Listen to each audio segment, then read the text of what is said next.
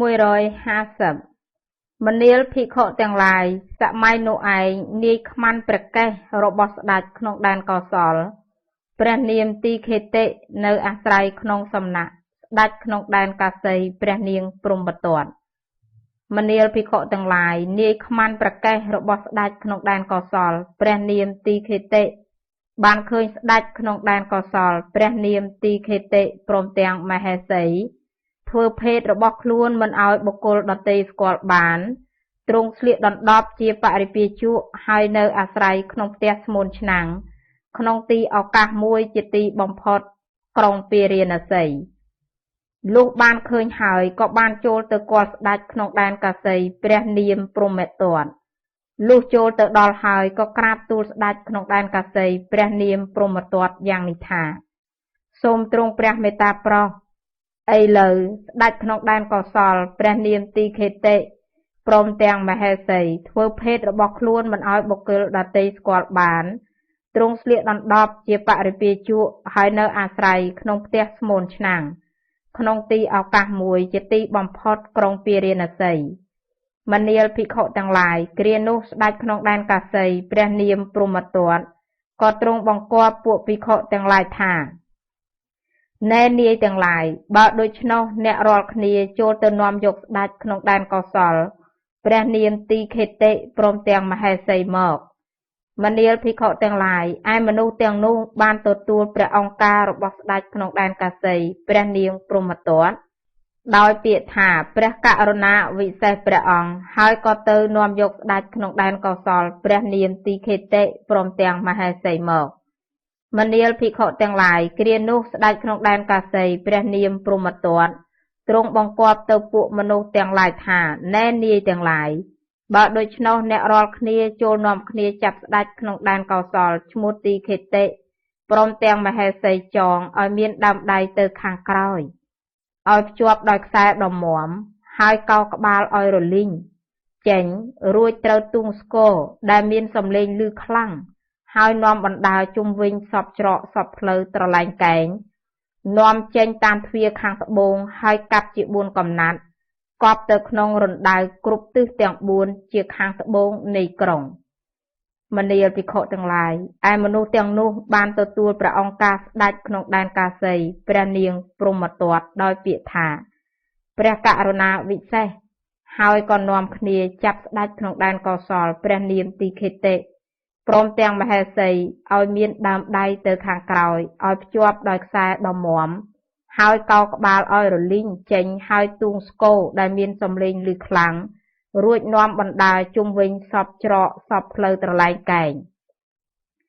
មនាលភិក្ខុទាំងឡាយគ្រានោះទីឃាវុកុមារមានសេចក្តីត្រេះរិះយ៉ាងនេះថា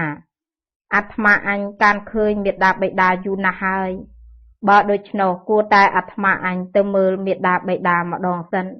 មនាលភិក្ខុទាំងឡាយវេលានោះទីឃាវុកុមារចូលទៅក្រុងពារាណសីហើយក៏បានឃើញមេដាបិតាដែលគេកំពុងតែចងស្លាប់សេកជាប់ដោយខ្សែដ៏មាំកោក្បាលឲ្យរលីងចេញទូងស្គរដែលមានសំឡេងឮខ្លាំងហើយនាំបណ្ដាលជុំវិញសពច្រកសពផ្លូវត្រឡែងកែងលុះឃើញហើយក៏ចូលទៅរកមេដាបិតា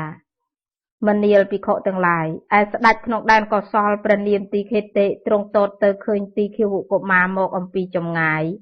លុះឃើញហើយក៏មានព្រះអង្គការទៅនឹងទីឃាវុកុមារយ៉ាងនេះថាណែទីឃាវុកូនអ្នកឯងកុំឃើញកាលវែងកុំឃើញកាលខ្លីណែទីឃាវុកូនធម្មតាពាមិនដែលរងាប់ដោយការចងពាទេណែទីឃាវុកូនឯពាតែងរងាប់ដោយការមិនចងពាមនាលភិក្ខុទាំងឡាយកាលបើស្ដេចនោះមានព្រះអង្គការយ៉ាងនេះហើយពួកមនុស្សទាំងនោះក៏ពោលពាក្យនេះនឹងស្ដេចក្នុងដែនកោសលព្រះនាមទីខេតិថាស្ដេចក្នុងដែនកោសលព្រះនាមទីខេតិនេះឈួតនិយាយផ្ដេសផ្ដាស់ទេតើនរណាឈ្មោះទីឃាវុជាកូនរបស់ស្ដេចនេះស្ដេចនេះនិយាយទៅនឹងនរណាយ៉ាងនេះថាណែទីឃាវុកូនអ្នកឯងកុំឃើញកាលវែងកុំឃើញកាលខ្លីណែទីឃាវុកូនធម្មតាពាមិនដែលរងាប់ដោយការចងពាទេណែទីឃាវុកូនឯពាតែងរងាប់ដោយការមិនចងពាស្ដេចទីខេតិនោះតបទៅវិញថាណែនាយយើងមិនមែនឈួត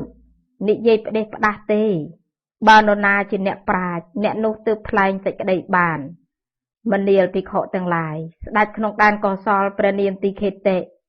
មានព្រះអង្គការទៅនឹងទីឃាវុកុមារជាគម្រប់2ដងផងមនាលភិក្ខុទាំងឡាយស្ដេចក្នុងដែនកុសលព្រះនាមទីខេតិមានព្រះរាជអង្គការទៅនឹងទីឃាវុកុមារជាគម្រប់3ដងផងយ៉ាងនេះថាណែទីឃាវុកូនអ្នកឯងកុំឃើញកាលវែងកុំឃើញកាលខ្លីណែទីឃាវុកូនធម្មតាពៀមិនដែលរងាប់ដោយការចងពៀទេណែទីឃាវុកូនឯពៀតែងរងាប់ដោយការមិនចងពៀមនាលភិក្ខុទាំងឡាយមនុស្សទាំងនោះក៏បាននិយាយពាក្យនេះនឹងស្ដេចក្នុងដែនកុសលព្រះនាមទីខេតិជាគម្រប់3ដងទៀតថាស្ដេចក្នុងដែនកុសលព្រះនាមទីខេតិនេះឈួតនិយាយផ្ដេសផ្ដាស់ទេតានរណាឈ្មោះទីឃាវុជាកូនរបស់ស្ដេចនេះស្ដេចនេះនិយាយទៅនឹងនរណាយ៉ាងនេះថាណែទីឃាវុកូនអ្នកកុំឃើញកាលវែងអ្នកកុំឃើញកាលខ្លីណែទីឃាវុកូនធម្មតាពៀមិនដែលរងាប់ដោយការចងពៀទេ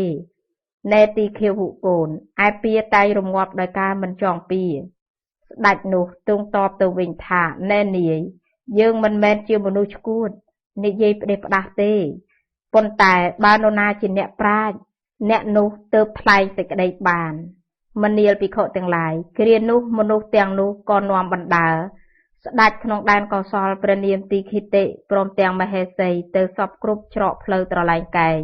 ហើយចេញទៅតាមទ្វារខាងត្បូងហើយកាត់ខ្លួនជា4កំណាត់រួចកប់ក្នុងរណ្ដៅគ្រប់ទិសទាំង4ជាខាងត្បូងនៃព្រះនគរហើយទុកពួកពលឲ្យនៅថែទាំរួចថយចេញទៅមនាលភិក្ខុទាំងឡាយវេលានោះទីឃាវុកុមារចូលទៅកាន់ក្រុងពារាណសីហើយក៏នាំយកសុរាមកផឹកបំផឹកពួកពលទាំងនោះស្រវឹងដួលដេកទៅកាលណាទីឃាវុកុមារក៏ប្រមូលកំណាត់ឈើហើយលើកសរីរៈមេត្តាបិតាដាក់លើជើងថ្ករួចបូជាភ្លើងហើយផ្គងអញ្ជលីធ្វើប្រតិសិនជើងថ្ក3ជុំមនាលភិក្ខុទាំងឡាយជួនជាពេលនោះស្ដេចក្នុងដែនកោសីព្រះនាងព្រហ្មទត្តទ្រង់គង់នៅលើប្រាសាទដ៏ប្រសើរឯដរខាងលើមនាលភិក្ខុទាំងឡាយស្ដេចក្នុងដែនកោសីព្រះនាមព្រហ្មទត្តបានតតទៅឃើញទីឃាវុកុមារកំពុងតែផ្គងអញ្ជលីធ្វើប្រតិសិនជើងថ្ក3ជុំលុះឃើញហើយក៏ទ្រង់ត្រេះរិះយ៉ាងនេះថាមនុស្សនេះច្បាស់ជាញាតិឬជាសាលោហិតរបស់ស្ដេចក្នុងដែនកោសលឈ្មោះទីខេតិហើយអោណសេចក្តីវិនាសព្រោះបរោះនេះគង់នឹងមានដល់អាត្មាអញមិនសមបើគ្មាននរណាមួយប្រាប់អាត្មាអញសោះមនាលភិក្ខុទាំងឡាយគ្រានោះទីឃាវុកុមារទៅឯព្រៃហើយខ្សឹកសួលទួញយំអស់ចិត្តរួចជូតទឹកភ្នែកហើយត្រឡប់ចូលទៅក្នុងក្រុងពារាណសីវិញក៏ទៅឯរោងដំរីទៀបព្រះរាជវាំងហើយនិយាយពាក្យនេះនឹងមកដំរីថាណែអ្នកមកដំរីខ្ញុំចង់រៀនសិល្បៈអំពីអ្នកតើបានឬទេឯមកដំរីនោះនិយាយតបថាណែនាយមាណពបើដូច្នោះអ្នកចូលរៀនចុះមនាលភិក្ខុទាំងឡាយវេលានោះទីឃាវុកុមារក្រោកឡើងក្នុងបច្ចុប្បន្នសម័យនៃរាត្រីក៏ស្រែកច្រៀងដោយសំឡេងដ៏ពីរោះហើយដេញពិនផងក្នុងរោងដំរីមនាលភិក្ខុទាំងឡាយឯស្ដេចក្នុងដែនកោសីព្រះនាមព្រហ្មទត្តបានទ្រង់ព្រះសណ្ដាប់ចំរៀងនឹងពិនដែលទីឃាវុកុមារក្រោកឡើងក្នុងបច្ចុប្បន្នសម័យនៃរាត្រីហើយច្រៀងប្រកបដោយសំឡេងយ៉ាងពីរោះក្នុងរោងដំរីលុះទ្រង់ព្រះសណ្ដាប់រួចហើយក៏ទ្រង់ត្រាស់សួរមនុស្សទាំងឡាយថាណែនាយនរណាក្រោកឡើងក្នុងបច្ចុប្បន្នសម័យនៃរាត្រីក៏ច្រៀងដោយសំឡេងដ៏ពីរោះហើយដេញពិនផងក្នុងរោងដំរីមនុស្សទាំងនោះក្រាបទូលថាសូមទ្រង់ព្រះមេត្តាប្រោសមាននប់ជាកូនសិស្សរបស់ហ្មដំរីឯណោះក្រោកឡើងក្នុងបច្ចុប្បន្នសម័យនៃរាត្រីក៏ច្រៀងដោយសំឡេងដ៏ពីរោះហើយដេញពិនផងក្នុងរោងដំរីស្ដេចនោះទ្រង់ត្រាស់ថាណែនាយបើដូច្នោះអ្នកទាំងឡាយចូលនាំមាណពនោះមកមនាលភិក្ខុទាំងឡាយមនុស្សទាំងនោះទទួលស្ដាប់ព្រះអង្គការស្ដេចក្នុងដែនកោសីព្រះនាមព្រហ្មទត្តដោយពាក្យថាព្រះករុណាពិសេសហើយក៏ទៅនាំទីឃាវុកុមារមក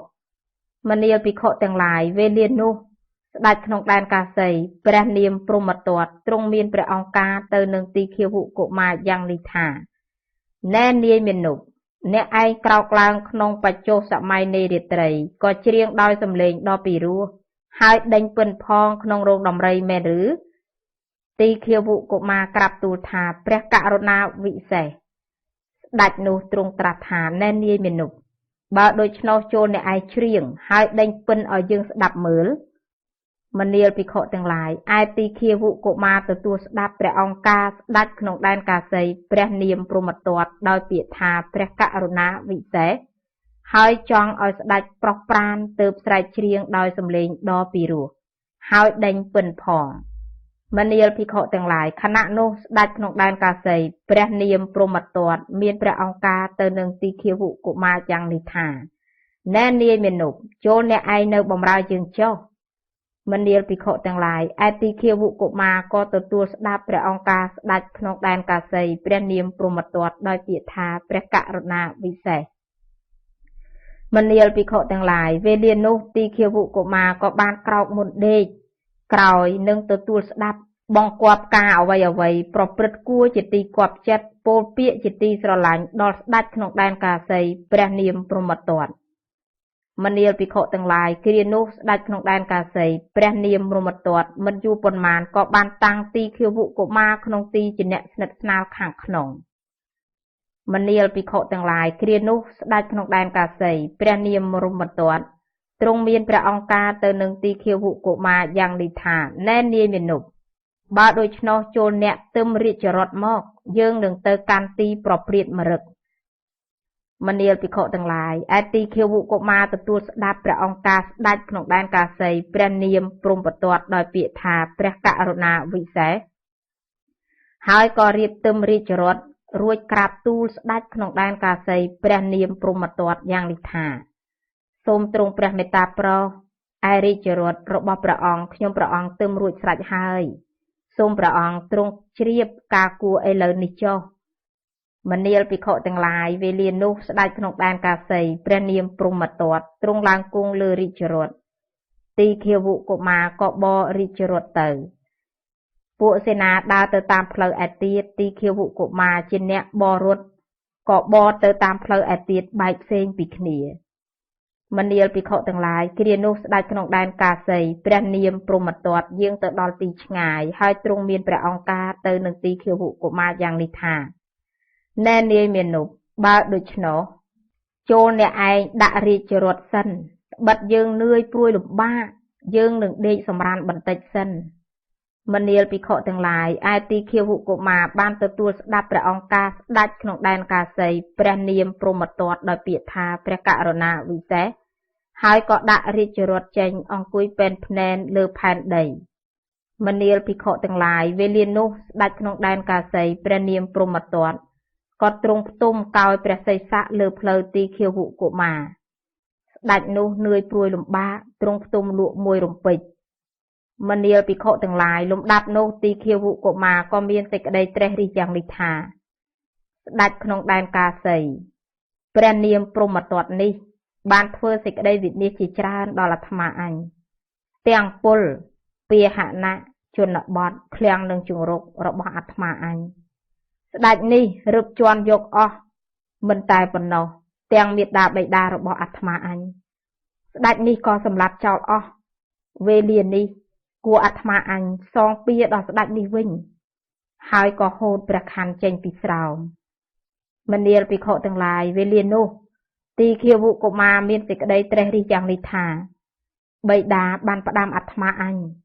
ក្នុងពេលដែលទៀបធ្វើមរណភាពថាណែទីឃាវុកូនអ្នកឯងកុំឃើញកាលវែងកុំឃើញកាលខ្លីណែទីឃាវុកូនធម្មតាពៀមិនដែលរងាប់ដោយការចងពៀទេណែទីឃាវុកូនឯពៀតែងរងាប់ដោយការមិនចងពៀបើអាត្មាអញកន្លងពាក្យបិតាហើយអំពើនេះឈ្មោះថាមិនសមគួរដល់អាត្មាអញឡើយហើយក៏សៀតព្រះខ័នទៅក្នុងស្រោមវិញមនាលភិក្ខុទាំងឡាយទីឃាវុកុមារមានសេចក្តីត្រេះរិះជាគម្រប់2ដងទៀតមនាលភិក្ខុទាំងឡាយទីឃាវុកុមារមានសេចក្តីត្រេះរិះជាគម្រប់3ដងទៀតយ៉ាងនេះថាស្ដេចក្នុងដែនកាសី ព្រះនាមព្រហ្មទត្តបានធ្វើសេចក្តីវិនិច្ឆ័យជាច្រើនដល់អាត្មាអញទាំងពលពាហនៈជនបទឃ្លាំងនិងជង្រុករបស់អាត្មាអញស្ដេចនេះរឹបជាន់យកអស់មិនតែប៉ុណ្ណោះទាំងមេដាបេដារបស់អាត្មាអញស្ដេចនេះក៏សម្លាប់ចោលអស់វេលានេះគួរអាត្មាអញសងពៀដល់ស្ដេចនេះវិញហើយក៏ហូតព្រះខ័នចេញពីស្រោមម្ដងទៀតមនាលភិក្ខុទាំងឡាយទីឃាវុកុមារមានសេចក្តីត្រេះរិះជាគម្រប់3ដងទៀតយ៉ាងនេះថាបិតាបានផ្ដាំអាត្មាអញក្នុងពេលដែលទៀបធ្វើមរណភាពថាណែទីឃាវុកូនអ្នកឯងកុំឃើញកាលវែងកុំឃើញកាលខ្លីណែទីឃាវុកូនធម្មតាពៀមិនដែលរងាប់ដោយការចងពៀទេណែទីឃាវុកូនឯពៀតែងរងាប់ដោយការមិនចងពៀបើអាត្មាអញកន្លងពាក្យបិតាហើយអំពើនេះឈ្មោះថាមិនសមគួរដល់អាត្មាអញឡើយហើយក៏សៀតព្រះខ័នទៅក្នុងស្រោមវិញមនាលភិក្ខុទាំងឡាយវេលានោះស្ដេចក្នុងដែនកាសីព្រះនាមព្រហ្មទត្តទ្រង់ភិតភ័យភ្ញាក់ផ្អើលស្លឹកស្លក់តក់ស្លុតហើយក៏តើនឡើងភ្លាមមនាលភិក្ខុទាំងឡាយខណៈនោះទីឃាវុកុមារទូលសួរស្ដេចក្នុងដែនកាសីព្រះនាមព្រហ្មទត្តយ៉ាងនេះថាសូមទ្រង់ព្រះមេត្តាប្រោសហេតុអ្វីបានជាព្រះអង្គទ្រង់ភិតភ័យភ្ញាក់ផ្អើលស្លឹកស្លក់តក់ស្លុតហើយតើនឡើងភ្លាមស្ដេចនោះតបវិញថាណែនាយមាណពព្រោះយើងយល់សពថាដូចជាទីឃាវុកុមារជាកូនស្ដេចក្នុងដែនកោសលឈ្មោះទីខេតិលើកព្រះខ័នឡើងគំរាមយើងក្នុងទីនេះព្រោះហេតុនោះបានជាយើងភិតភ័យភ្ញាក់ផ្អើលស្លឹកស្លក់តក់ស្លុតហើយក្រោកឡើងភ្លាមមនាលភិក្ខុទាំងឡាយលំដាប់នោះទីឃាវុកុមារយកដៃខាងឆ្វេងចាប់សង្កត់ព្រះសីស័កស្ដេចក្នុងដែនកាសីព្រះនាមព្រហ្មទត្តហើយយកដៃខាងស្ដាំហូតព្រះខ័នរួចនិយាយពាក្យនេះនឹងស្ដេចដែនកាសីព្រះនាមព្រហ្មទត្តថាណែព្រះអង្គខ្លួនខ្ញុំឯងហើយដែលឈ្មោះទីឃាវុកុមារជាកូនស្ដេចក្នុងដែនកោសលព្រះនាមទីខេតិព្រះអង្គបានធ្វើសេចក្តីវិនិច្ឆ័យជាច្រើនដល់ខ្ញុំទាំងពលពាហនៈជនបទឃ្លាំងនិងជង្រុករបស់ខ្ញុំព្រះអង្គក៏រឹបជាន់យកអស់ម្យ៉ាងទៀតទាំងមេដាបិតារបស់ខ្ញុំព្រះអង្គក៏សម្លាប់ចោលអស់វេលានេះគួរខ្ញុំសងពៀដល់ព្រះអង្គវិញមនាលភិក្ខុទាំងឡាយវេលានោះ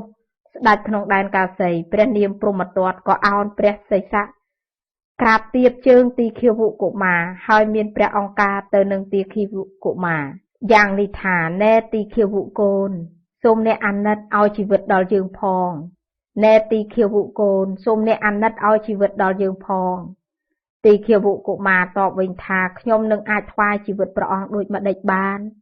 គួរតែព្រះអង្គប្រទានជីវិតមកខ្ញុំវិញស្ដេចនោះទ្រង់ត្រាស់ថាណែទីឃាវុកូនបើដូច្នេះអ្នកឯងចូលឲ្យជីវិតដល់យើងចុះយើងក៏ឲ្យជីវិតដល់អ្នកឯងវិញមនាលភិក្ខុទាំងឡាយគ្រានោះស្ដេចក្នុងដែនកាសីព្រះនាមព្រហ្មទត្តនិងទីឃាវុកុមារបានឲ្យជីវិតគ្នាទៅវិញទៅមកហើយបានទាំងចាប់ដៃគ្នាផងធ្វើសម្បត្តិថាដើម្បីមិនឲ្យមានរឿងប្រទុះគ្នាតទៅទៀតមនាលភិក្ខុទាំងឡាយវេលានោះស្ដេចក្នុងដែនកាសីព្រះនាមព្រហ្មទត្តទ្រង់មានព្រះអង្គការទៅនឹងទីឃាវុកុមារយ៉ាងនេះថាណែទីឃាវុកូនបើដូច្នោះចូលអ្នកទឹមរាជរថចុះយើងនឹងត្រឡប់ទៅវិញមនាលភិក្ខុទាំងឡាយឯទីឃាវុកុមារបានទទួលស្ដាប់ព្រះអង្គការស្ដេចក្នុងដែនកាសី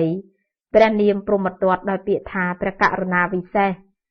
ហើយក៏ទឹមរាជរថរួចក្រាបទូលស្ដេចក្នុងដែនកាសីព្រះនាមព្រហ្មទត្តយ៉ាងនេះថា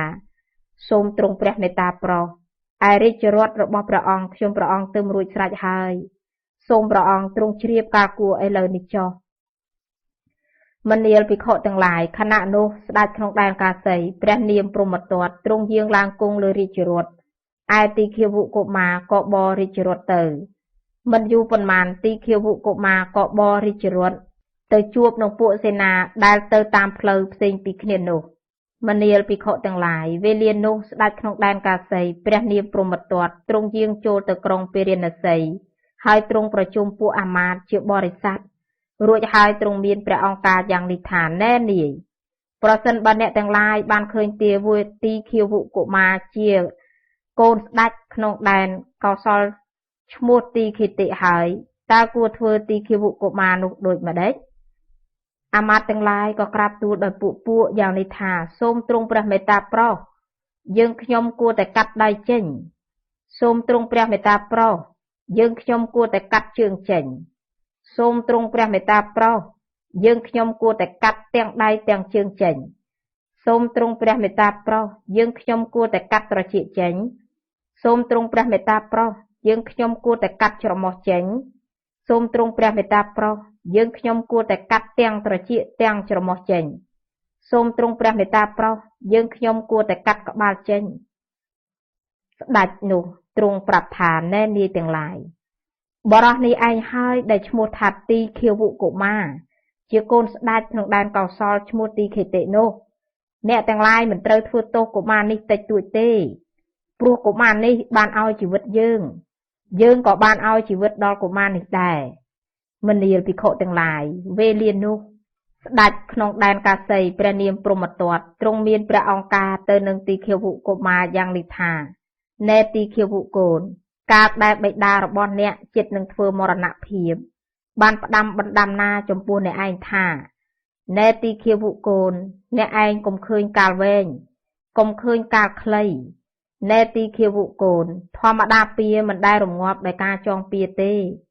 ណែទីឃាវុកូនឯពៀតែងរងាប់ដោយការមិនចងពៀតើបិតារបស់អ្នកសំដៅយកហេតុត្រង់ណាបានជាផ្ដាំដូច្នេះទីឃាវុកុមារក្រាបទូលថាសូមទ្រង់ព្រះមេត្តាប្រោសកាលដែលបិតារបស់ខ្ញុំព្រះអង្គចិត្តនឹងធ្វើមរណភាពបានផ្ដាំបណ្ដាំណាចំពោះខ្ញុំព្រះអង្គថាអ្នកកុំឃើញកាលវែងគឺថាអ្នកឯងកុំធ្វើពៀឲ្យយូរអង្វែងឡើយសូមទ្រង់ព្រះមេត្តាប្រោសកាលដែលបិតារបស់ខ្ញុំព្រះអង្គចិត្តនឹងធ្វើមរណភាពបានផ្ដាំបណ្ដាំនេះឯងនេះហៅថាកុំឃើញកាលវែងសូមទ្រង់ព្រះមេត្តាប្រោសកាលដែលបិតារបស់ខ្ញុំព្រះអង្គទៀបនឹងធ្វើមរណភាពបានផ្ដាំបណ្ដាំណាចំពោះខ្ញុំព្រះអង្គថាអ្នកឯងកុំឃើញកាលខ្លីគឺថាអ្នកឯងកុំប្រញាប់បែកចាក់ពួកមិត្តសម្លាញ់ឡើយសូមទ្រង់ព្រះមេត្តាប្រោស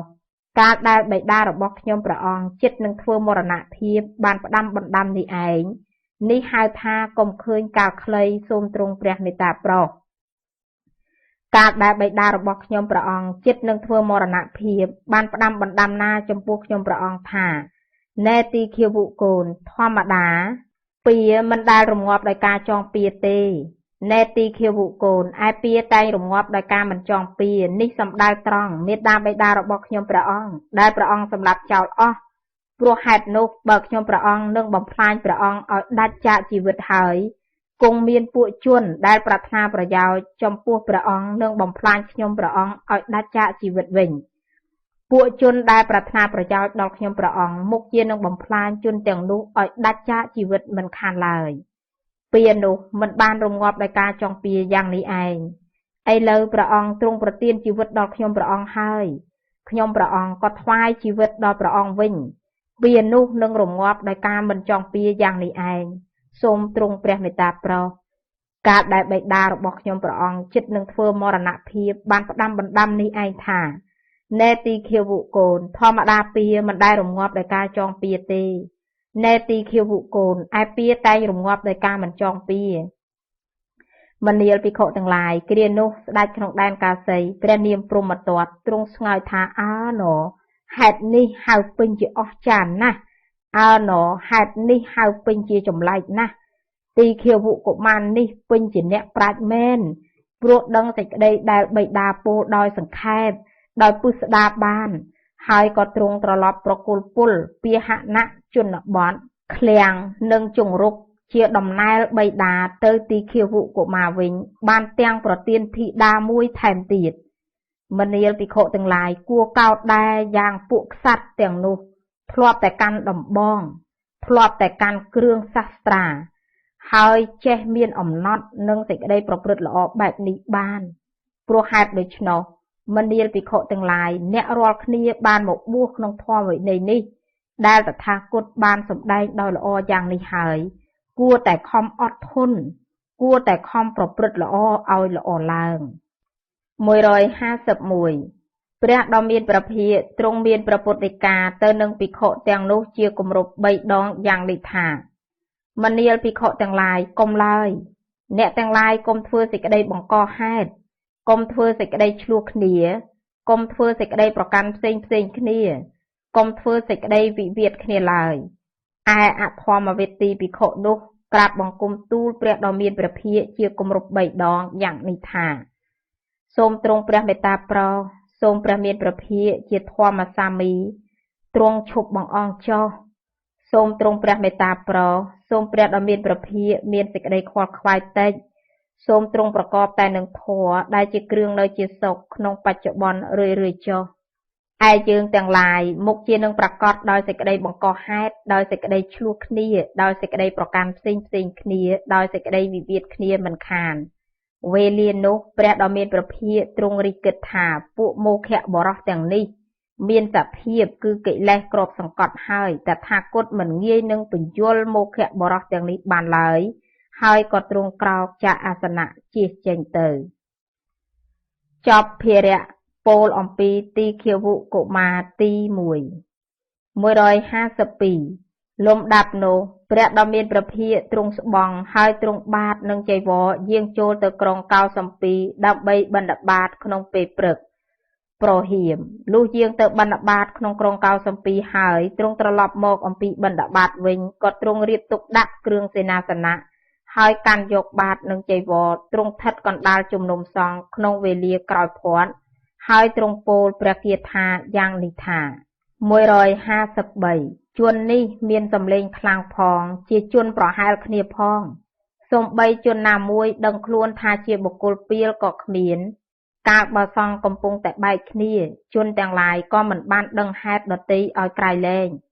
ពួកជនដែលភ្លេចស្មារតីហើយធ្វើរឹកពីខ្លួនដូចជាអ្នកប្រាជ្ញមានសម្ដីជាអារម្មណ៍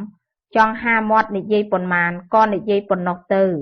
ទុកជាមានគេនាំទៅប្រជល់ឲ្យឆ្លោះគ្នាក៏មិនដឹងសេចក្តីនោះថាជាសេចក្តីឆ្លោះឡើយពួកជនណាចងសេចក្តីក្រោធនោះទុកដោយគិតថាជនឯណោះបានជេរអាត្មាអញជនឯណោះបានវាយអាត្មាអញជនឯណោះបានផ្ចាញ់ផ្ចាលអាត្មាអញជនឯណោះបានលួចទ្រព្យអាត្មាអញពីរបស់ជនទាំងនោះមិនខានរងាប់ទេម្យ៉ាងទៀតពួកជនណាមិនបានចងសេចក្តីក្រោធនោះទុកដោយគិតថាជនឯណោះបានជេរអាត្មាអញជនឯណោះបានវាយអាត្មាអញជនឯណោះបានផ្ចាញ់ផ្ចាលអាត្មាអញជនឯណោះបានលួចទ្រព្យអាត្មាអញពីរបស់ជនទាំងនោះទើបរងាប់ទៅបានក្នុងលោកនេះធម្មតាពី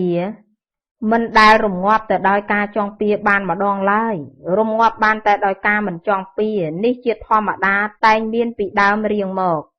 ពួកជនដតីមិនដែលដឹងច្បាស់ថាយើងដល់នៅសេចក្តីវិនាសក្នុងកណ្ដាលជំនុំសង្ឃនេះទេបណ្ដាជនទាំងនោះបើពួកជនណាមួយដឹងច្បាស់សេចក្តីឆ្លោះទើបរងាប់អំពីសំណាក់ជនទាំងនោះបានអំបាលឆ្អឹងមេដាបេដារបស់ទីឃាវុកុមារគេកាត់ចោលទាំងជីវិតគេក៏សម្លាប់ចោលទាំងគោសេះនិងធនធានគេក៏នាំយកទៅទាំងដែនគេក៏រឹបជាន់ដណ្ដើមយកអស់ម្ដេចស្ដេចទាំងនោះគង់នៅមានសេចក្តីព្រមព្រៀងគ្នាបានចុះអ្នកទាំងឡាយហេតុអ្វីក៏គ្មានសេចក្តីព្រមព្រៀងគ្នាបើបុគ្គលបានសម្លាញ់មានប្រាជ្ញាជាគ្រឿងរក្សាខ្លួនជាអ្នកប្រាជ្ញមានធម៌ជាគ្រឿងនៅសប្បាយត្រាច់ទៅជាមួយគ្នាបុគ្គលនោះអាចគ្របសង្កត់នៅសេចក្តីអន្តរាយទាំងពួងបានហើយជាអ្នកមានសេចក្តីត្រេកអរមានស្មារតីគប្បីត្រាច់ទៅជាមួយនឹងសម្លាញ់នោះចុះបើបុគ្គលមិនបានសម្លាញ់ដែលមានប្រាជ្ញាជាគ្រឿងរក្សាខ្លួនជាអ្នកប្រាជ្ញមានធម៌ជាគ្រឿងនៅសប្បាយត្រាច់ទៅជាមួយគ្នាទេបុគ្គលនោះគួរត្រាច់ទៅតែម្នាក់ឯងប្រៀបដូចជាស្ដេចលះបង់ដែនដែលខ្លួនឈ្នះហើយត្រាច់ទៅម្នាក់ឯងពុំនោះសោតប្រៀបដូចជាដំរីដ៏ប្រសើរត្រាច់ទៅម្នាក់ឯងក្នុងព្រៃការដែលបុគ្គលត្រាច់ទៅម្នាក់ឯងពេញជាប្រសើរព្រោះបុគ្គលពាលគ្មានសហាយតាគុណទេម្យ៉ាងទៀតបុគ្គលគួរត្រាច់ទៅតែម្នាក់ឯងមិនគួរធ្វើអំពើលាមុខឡើយប្រៀបដូចជាដំរីដ៏ប្រសើរមានសេចក្តីខ្វល់ខ្វាយតិចត្រាច់ទៅតែម្នាក់ឯងក្នុងព្រៃសូមអញ្ជើញអនុមោទនា